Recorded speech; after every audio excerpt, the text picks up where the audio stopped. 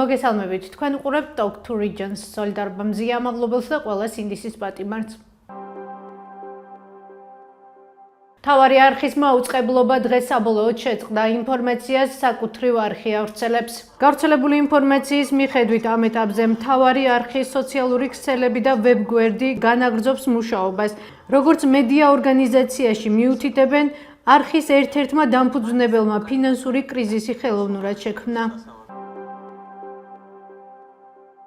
პროევროპული უწყვეტი საპროტესტო აქციის 107 დღე ახალციხეში.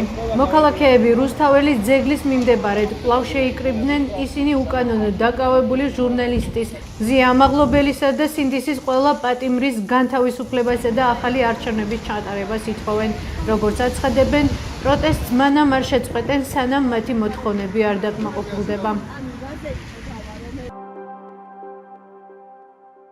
ინტერკულტურული დიალოგი, ეთნიკური და რელიგიური კონფლიქტების მოგვარების გზები. არასამთავრობო ორგანიზაცია ტოლერანტმა ახალი პროექტი დაიწყო.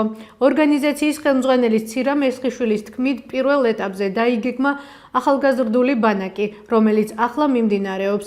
დაგეგმილია სხვადასხვა სახის ტრენინგების ჩატარება. ასევე მონაწილეები ეცნობიან ახალციხის მუნიციპალიტეტში სხვადასხვა რელიგიური კონფესიების სალოცავებს და ისტორიულ ძეგლებს. ინტერკულტურული დიალოგი და ცნობიერების ამაღლება ახალგაზრდებში, როგორც აღმოჩნდა ჩვენს მიერ ჩატარებული პრეკვლევების შედეგად და საკითხის შესწავლის შედეგად საჭირო არის ეს ჩვენ მრავალფეროვან საზოგადოებაში და ნამდვილად წარმატებული იქნება მე იმედი მაქვს ეს პროექტი. დღეს არის მეორე დღე ჩვენი სამდღიანი ბანაკის ინტერკულტურული დიალოგის ბანაკი, ასე ქვია და მე იმედი მაქვს რომ ჩვენი ახალგაზრდები ახალი უნარებით დაბრუნდებიან. ნინოწმინდაში, ახალქალაქში, ახალციხეში, ბორჯომში და ასე შემდეგ სხვადასხვა მუნიციპალიტეტებში. რამდენი ადამიანია დაახლოებით? 20 ახალგაზრდა მონაწილეობს.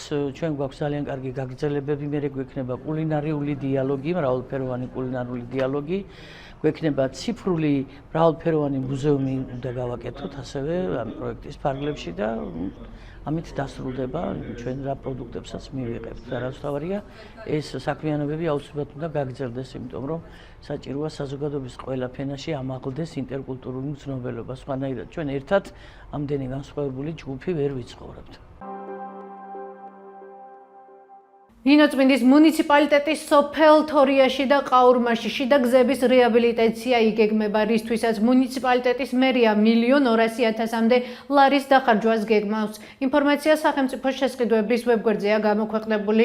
სატენდერო დოკუმენტის მიხედვით, სოფელ ყაურმის 800 მეტრიანი შიდა გზისთვის 593.000 ლარია გათვალისწინებული, ხოლო სოფელ თორიის 700 მეტრიანი მონაკვეთისთვის 566.000 ლარი. ამავე დოკუმენტის მიხედვით პროექტი გარდამავალია, შესაბამისად თანხის ნაწილი 2025 წლის, ხოლო ნაწილი 2026 წლის ბიუჯეტიდან გამოიყოფა. თანხის ნაწილი 67%-მდე ადგილობრივი ბიუჯეტიდან, ხოლო დანარჩენი სახელმწიფო ბიუჯეტიდან გამოიყოფა. წინადადებების მიღება 15-20 მაისს იწარმოებს. მესხეთის დრამატული თეატრის დირექტორად ლია სულუაშვილი დაინიშნა. როგორც იგი გვეუბნება, ცვლილებების მიზეზი პროფესიული თეატრის შესახებ კანონში ცვლილებებია, რომლის მიხედვითაც სამხატვრო ხელმძღვანელის პოზიცია გაუქმდა. სულუაშვილი თეატრში სწორედ ზემოთ ხსენებულ პოზიციას იკავებდა. თეატრის ახალი დირექტორი ყოფილ დირექტორზე ირაკლი ათუნაშვილზე ამბობს, რომ თეატრის გენერალური მენეჯერი გახდა.